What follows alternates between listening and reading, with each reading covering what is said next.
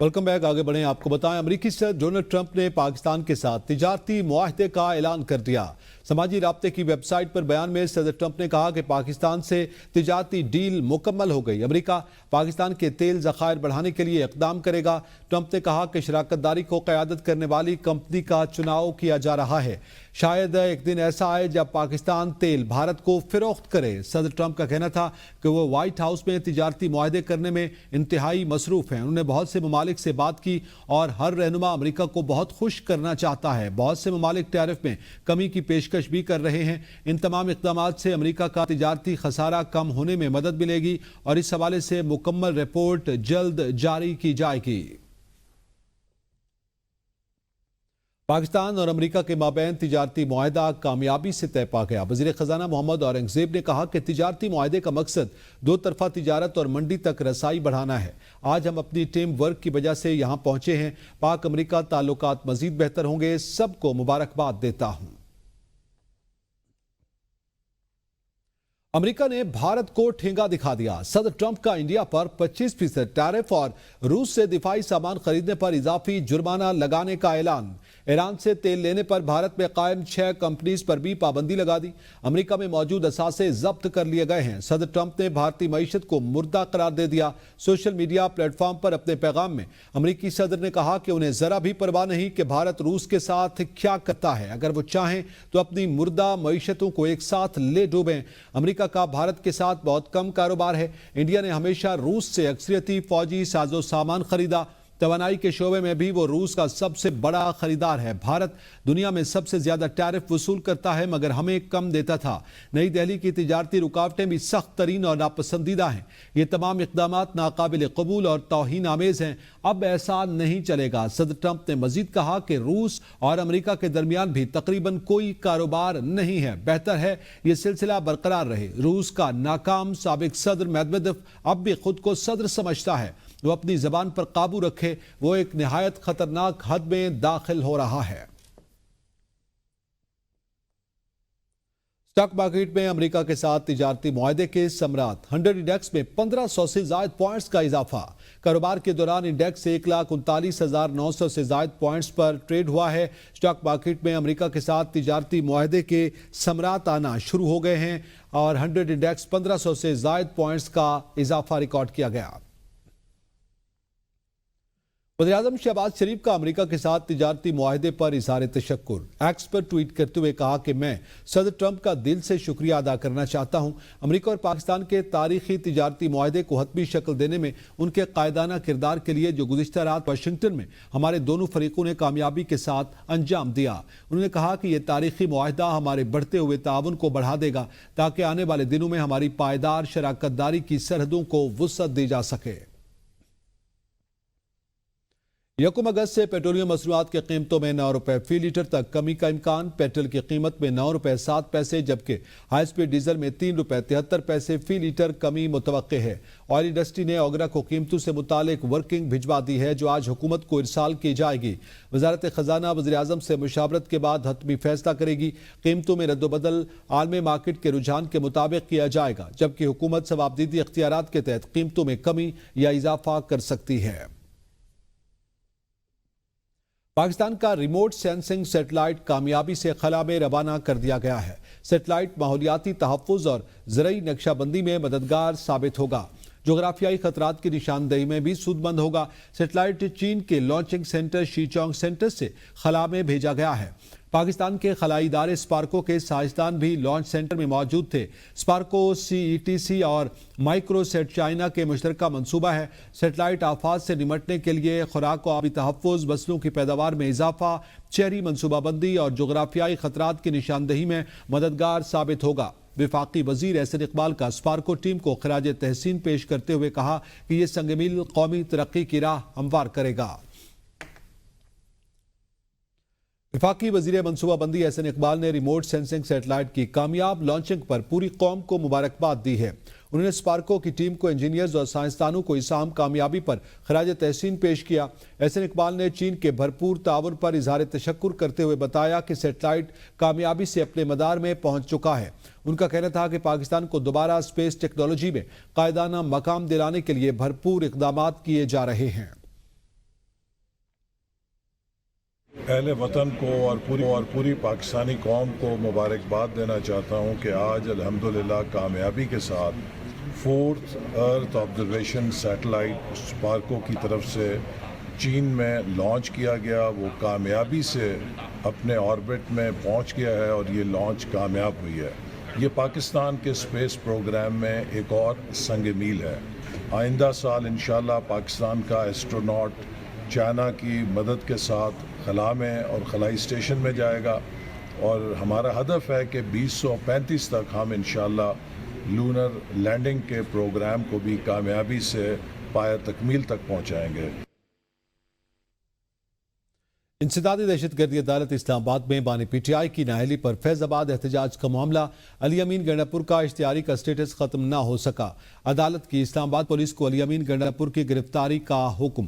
علی امین گنڈاپور کے وارنٹ گرفتاری برقرار. اسلام آباد پولیس وارنٹ گرفتاری پر عمل کرے اور اگر پشاور ہائی کورٹ کا کوئی حکم ہے اس پر عمل کریں. انسدادی دہشت گردی عدالت کے جج طاہر عباس سپرا نے کیسز پر سماعت کی. پی ٹی آئی رہنما فیصل جاوید خان اور دیگر عدالت میں پیش ہوئے. عدالت نے وکلاء کی استدعا پر سماعت ملتوی کر دی. کیس پر آئندہ سماعت 6 اگست کو ہوگی. علی امین گنڈاپور اور دیگر کے خلاف تھانہ انڈسٹریل ایریا میں مقدمہ درج ہے.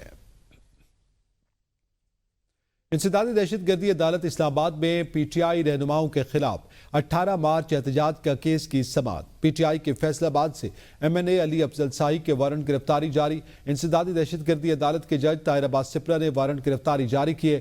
جج طاہر عباس سپرا نے ریمارکس دیے کہ آج تک علی افضل شاہی اس عدالت میں پیش نہیں ہوا. پی ٹی آئی کے غیر حاضر کارکنان کے بھی وارنٹ گرفتاری جاری. عدالت نے کیس کی سماعت 9 اگست تک ملتوی کر دی. پی ٹی آئی رہنماؤں کے خلاف تھانہ گولڑا میں مقدمہ درج ہے. رہنما P T I Hammad Azhar کا 9 مئی کیسز میں پولیس کے سامنے سرنڈر کرنے سے انکار. حماد اظہر کا 50 سے زائد مقدمات میں حفاظتی ضمانت کے لیے پشاور ہائی کورٹ سے رجوع کرنے کا حتمی فیصلہ.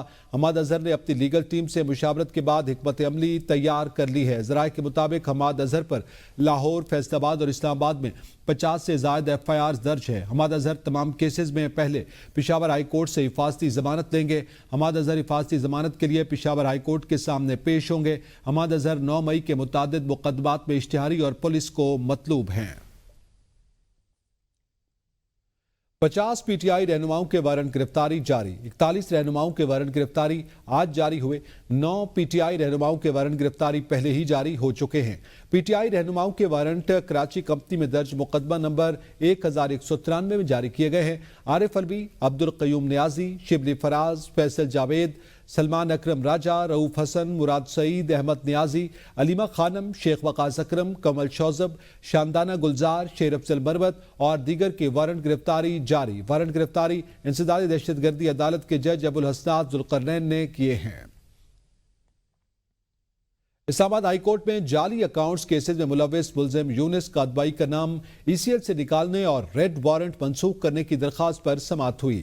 چیف جسٹس سرفراز ڈوگر نے کیس کی سماعت کی، جہاں درخواست گزار کے وکیل ارشد تبریز عدالت میں پیش ہوئے.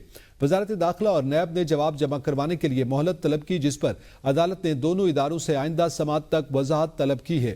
یونس کادبائی کا نام ای سی ایل میں کیوں شامل کیا گیا اور وارنٹ کیوں جاری کیے گئے؟ نیب پراسیکیوٹر رافع مقصود نے ریڈ وارنٹ سے لا علمی کا اظہار کیا ہے. عدالت نے کیس کی مزید سماعت 19 اگست تک ملتوی کر دی ہے.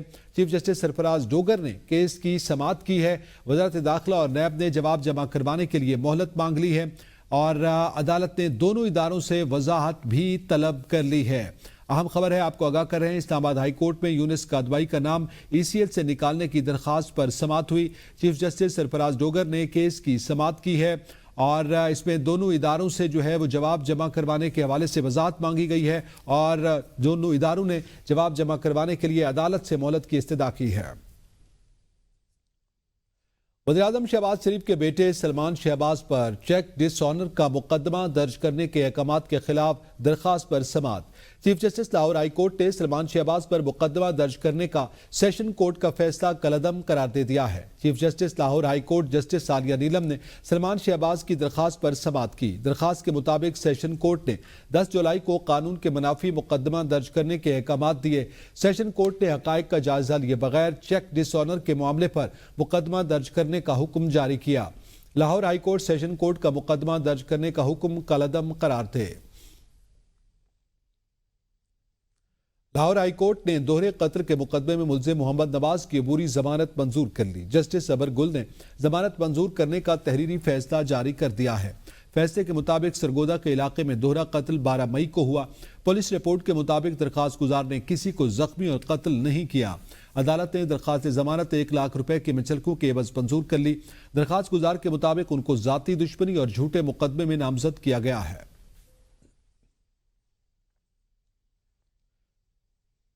اینٹی کرپشن خیبر پختونخوا کا رشوت لیتے ہوئے محکمہ صحت کا سینئر افسر رنگے ہاتھوں گرفتار کر لیا گیا۔